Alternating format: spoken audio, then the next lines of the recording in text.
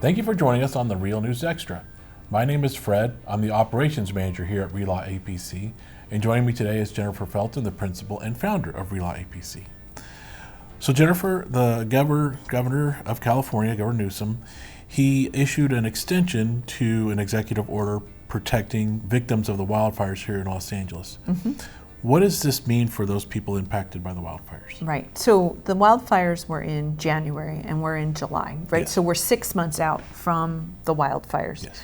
And so things, the emergency orders and things like that are starting to expire.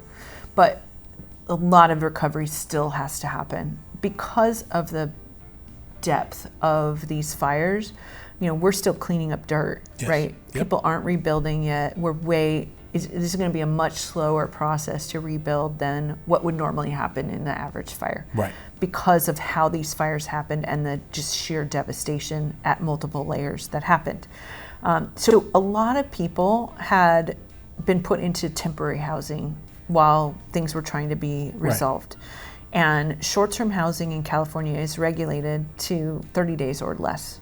Okay. So the original order said you can live in short-term housing for more than 30 days and still have it considered short-term housing. Got it. And there's a whole bunch of reasons why landlords and or tenants may want or not want Yes. to be in short-term housing. But the tenancy laws are significantly different in California. The protections are very different for short-term housing than long-term housing.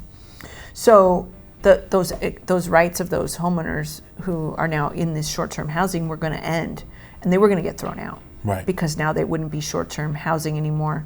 So he extended it so that they can continue to live in the temporary housing they're living without changing the rules. Right. Because some housing is literally permitted only for short-term housing in California. Right. So they would, even if the landlord didn't want to throw them out, they would have to. Right. Because of the laws. Given the current law. Right. So this is trying to manage both sides of a challenging coin of giving these people, not making them move and manage, but protecting the landlords and the owners as well, right? So it truly is a compromise to try and help everybody in managing this situation. Got it. So how should landlords and other housing providers make adjustments to their procedures during this emergency period? Well, I mean, in this case, they already have been, right? If they're a short-term housing provider and someone's been living there for 6 months, they're already, but they need to know that this rule has been extended and that they can continue to rent to these people and they can't evict them for the purpose, because of the short-term housing rules. They don't have that lever if they needed to.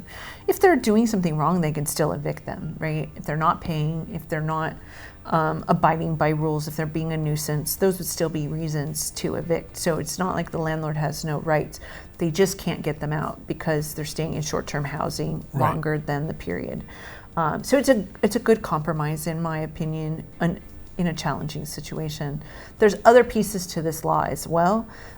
One of the things that Governor Newsom did was he issued orders that avoided CEQA and other protections for rebuilding and allowing the homeowners to get permits. And he extended those as well. So he's still trying to encourage and provide the resources to allow for rebuilding as the physical infrastructure is going to be possible to be rebuilt. It's a nice reprieve, but it's short and it's temporary. So what should the victims be doing now to move forward? Right. The biggest thing is you are 6 months out. A lot of people still haven't decided if they're going to rebuild or not. It's time to start making some of those decisions. Right. The longer you wait, if you are going to rebuild, the slower the process is going to be because other people are going to be in line in front of you at the permit office, at the city, all of that. Yes. Your insurance is going to run out as far as your temporary housing, right? So when you have had a catastrophic loss of your home, your insurance covers your replacement housing, but only for a certain amount of time. Yeah. And so there's some of these people are going to be starting to run into either dollar caps or time gaps. Yep. And so you've got to be starting making decisions. You know, you're going to buy a new home, you're going to continue to rent, because at some point you're going to be having to pay your mortgage on your burnt down house, and now you're paying rent, right? A lot of decisions are going to have to be made, and I totally get the emotional impact of this, but some real world hard decisions need to be made, or it's going to get worse. Right? So you just have to know that now's the time to start really putting the pieces together. Great. Well, thank you. And thank you for joining us on the Real News Extra. If you're enjoying this content, I invite you to click on like or subscribe, and of course, click that little bell for future notifications. My name is Fred. I look forward to seeing you on the next episode.